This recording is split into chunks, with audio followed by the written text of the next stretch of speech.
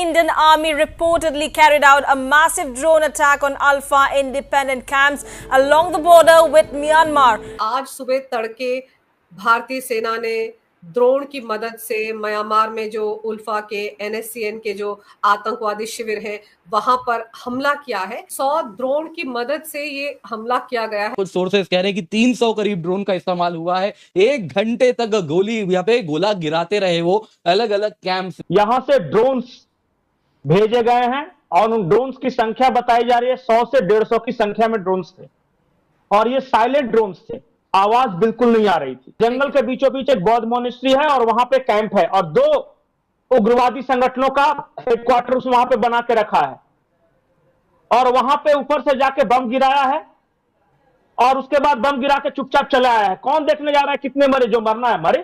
पहले ऑपरेशन सिंदूर, उसके 2 महीने के अंदर अंदर म्यांमार। ये मैसेजिंग है कि बेटा घुस के हम कहीं भी मार सकते हैं। जो आतंकी संगठन म्यांमार में मौजूद हैं वो दरअसल चाइना के पिट्ठू हैं। चाइना के द्वारा इस तुमको चीन नहीं बचा सकता, बांग्लादेश नहीं बचा सकता, यूएस नहीं बचा सकता। गवर्नमेंट क्या बोल रही है कि कहीं पे भी दुश्मन होगा उसे छोड़ेंगे नहीं, मार के छोड़ेंगे। डीप डेंस फॉरेस्ट के अंदर जाकर जो जंगल्स हैं म्यांमार के, वहां पर प्रिसीजन स्ट्राइक किया गया। अब इंडियन गवर्नमेंट जो है किसी से पूछ के किसी भी जगह पे अगर स्ट्राइक करना होगा किसी से पूछ के नहीं करेगी। मतलब वो अपना थ्रेट परसेप्शन को खुद ही समझेगी, उसका आकलन करेगी और जरूरत पड़ने पे उसको बॉर्डर पार जाके भी अगर स्ट्राइक करना पड़ा तो वो कर देगी। नरेंद्र मोदी होना बहुत मुश्किल काम है यार भाई। हम और आप होते ना तो इस बोझ के नीचे दब के मर जाते। जय हिंद दोस्तों, स्वागत है एक और वीडियो में। दोस्तों, प्रतिबंधित उग्रवादी समूह उल्फा आई ने रविवार को एक बड़ा दावा किया। प्रतिबंधित संगठन ने दावा किया कि भारतीय सेना ने म्यांमार सीमा पर उसके शिविरों पर ड्रोन और मिसाइल हमले किए हैं। दरअसल रविवार को एक प्रेस कॉन्फ्रेंस के दौरान उल्फा आई ने एक बयान जारी किया। इस बयान में कहा गया कि रविवार तड़के सुबह कई मोबाइल शिविरों को ड्रोन से निशाना बनाया गया। समाचार एजेंसी PTI के अनुसार प्रतिबंधित संगठन ने दावा किया कि हमलों में नयन असोम उर्फ नयन मेघी मारा गया, जो इसकी निचली परिषद का अध्यक्ष था, जबकि लगभग 19 अन्य घायल हो गए हैं। म्यांमार के उग्रवादी समूह उल्फा आई के इस दावे को भारतीय सेना के अधिकारियों ने खारिज किया है। एक रक्षा प्रवक्ता ने PTI को बताया कि ऐसी किसी घटना की कोई जानकारी नहीं है। वहीं इस मामले को लेकर लेफ्टिनेंट कर्नल महेंद्र रावत ने कहा कि भारतीय सेना के पास इस तरह के किसी ऑपरेशन की कोई जानकारी नहीं है। बताया जाता है कि प्रतिबंधित संगठन यहीं नहीं रुका। उल्फा आई ने बाद में एक अन्य बयान में दावा किया कि उसके शिविर पर उस समय मिसाइलें दागी गई जब उसके मारे गए नेता का अंतिम संस्कार किया जा रहा था। एक PC के दौरान संगठन ने कहा कि दूसरे दौर के हमलों में उसके 2 अन्य वरिष्ठ नेता ब्रिगेडियर गणेश असोम और कर्नल प्रदीप असोम मारे गए, जबकि कई अन्य सदस्य और नागरिक घायल हुए हैं। ये जो फोटोग्राफ में आपको दिखेंगे भाई साहब, ये अब इस दुनिया में नहीं रहे, 72 रूट के पास चले गए हैं।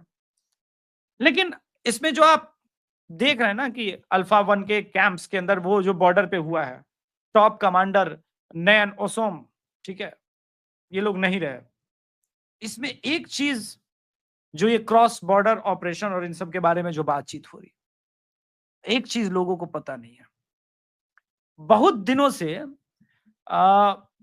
बांग्लादेश के अंदर, ये बांग्लादेश के PM साहब गए थे ना, वो बोले 7 सिस्टर्स और ये सब सब हमारा है, लैंडलॉक है, चिकन नेक है।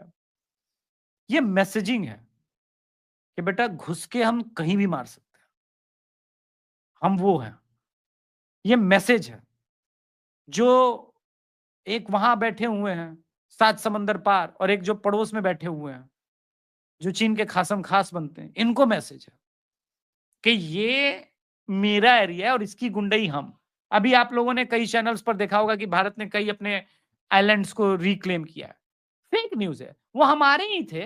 अब हमारे पास टेक्नोलॉजी है, बहुत सारी चीजें हैं, तो हमने फिर से मैपिंग की है कि भाई ये तो हमारा है, तो ऑफिशियल मैपिंग में अब नया ये है। तो ऐसा नहीं कि एक्सटेंड हो गया है भारत बड़ा हो गया मोदी के रीजन ना, वो हमारा ही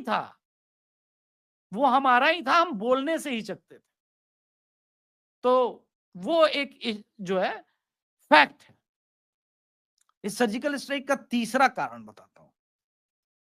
तीसरा कारण, मणिपुर में बसे हुए कई ऐसे एलिमेंट, हालांकि उनको तो बहुत हद तक शांत कर ही दिया गया है, लेकिन उनको चेतावनी थी, इधर या उधर बीच में कोई सफेद रानी, अन्य या बन्ने, जिसको आदि भाई बोलते हैं मजाक मजाक में, वो या तो सरकार के साथ सरेंडर हो जाओ, वरना जिस प्रकार से हमने नक्सलियों को समाप्त किया है, तुम लोग भी उसी लाइन में आते हो, उससे कोई अलग नहीं हो। और ये मत सोचना कि वहां घुस जाओगे तो बच जाओगे। ये जो तुम लोग के अंदर एक माइंडसेट आ गया है ना कि बॉर्डर पार करके उधर चले जाएंगे, छुप जाएंगे, बच जाएंगे, तुमको चीन नहीं बचा सकता, बांग्लादेश नहीं बचा सकता, यूएस नहीं बचा सकता। ये तीसरा सबसे बड़ा कारण है।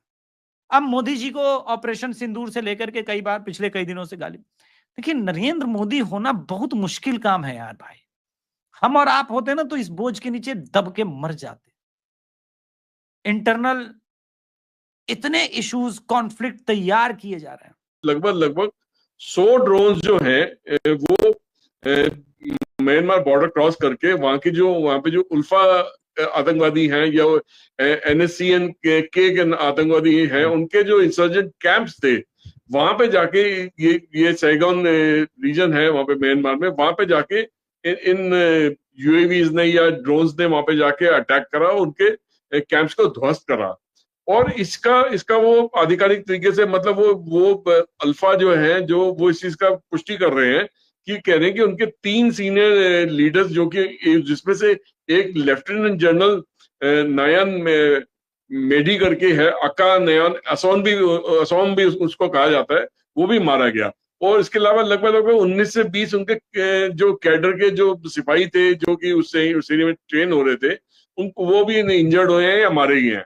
तो उनका एक कमांडर भी बता रहे हैं कि मारा गया, और दो शायद सिविलियंस थे या उनके जो साथ में रह रहे थे, खाना पका रहे थे कुछ प्रकार से, और भी जो सपोर्ट स्टाफ था, वो भी उसमें से कुछ लोग मारे गए। अभी तक इंडियन आर्मी ने इसके बारे में किसी भी किस्म की कोई पुष्टि नहीं करी। जो ऑफिशियल डिनायल आई है लेफ्टिनेंट कर्नल महेंद्र रावत की तरफ से, और उन्होंने साफ ये कहा है कि हमें इस प्रकार की किसी भी किस्म से इंडियन आर्मी से किसी भी प्रकार की कोई इनपुट नहीं मिली है। यहाँ तक कि असम के जो चीफ मिनिस्टर हैं, उन्होंने भी इस चीज को डिनाई कर दिया है। उन्होंने कहा कि हमें इस बारे में कोई इंफॉर्मेशन नहीं कि इस तरीके से कोई अटैक भारत की धरती से म्यांमार के ऊपर हुआ है।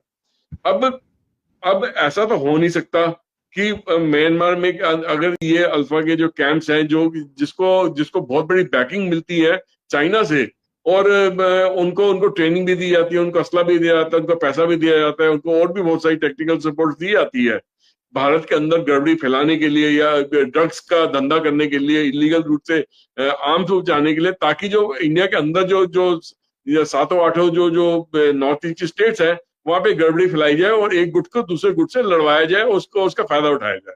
और उसको वो जो झगड़ा होता है यहाँ पे भारत के अंदर, उसका हमारी ऑपोजिशन पार्टीज बहुत ज्यादा उसका फायदा उठाती हैं और पार्लियामेंट चलने ही नहीं देती। अब जैसे मानसून के टाइम पे जब पार्लियामेंट का सत्र होगा, तो शायद ऑपोजिशन के हाथ में ये वाला मुद्दा हाथ में नहीं आएगा, क्योंकि उस मुद्दे को भारत ने उठने से पहले ही ध्वस्त कर दिया कि उन इंसर्जेंट ग्रुप्स के जरिए भारत के अंदर गड़बड़ी नहीं फैलाने दी, उनको म्यांमार में रह के ही ध्वस्त कर दिया गया।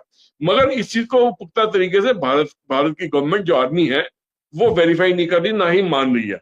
अब म्यांमार तो अपने मुंह से बोलेगा नहीं कि भारत ने मेरे ऊपर अटैक करा, तो उसकी बेइज्जती हो जाएगी। ना ही चाइना इसकी पुष्टि करेगा कि हाँ मैं जिन लोगों को ट्रेन कर रहा था भारत के अंदर गड़बड़ी फैलाने के लिए, उनको भारत ने अटैक करके ध्वस्त कर दिया, वो भी नहीं बोलेगा। मगर भारत ने काम कर दिया है।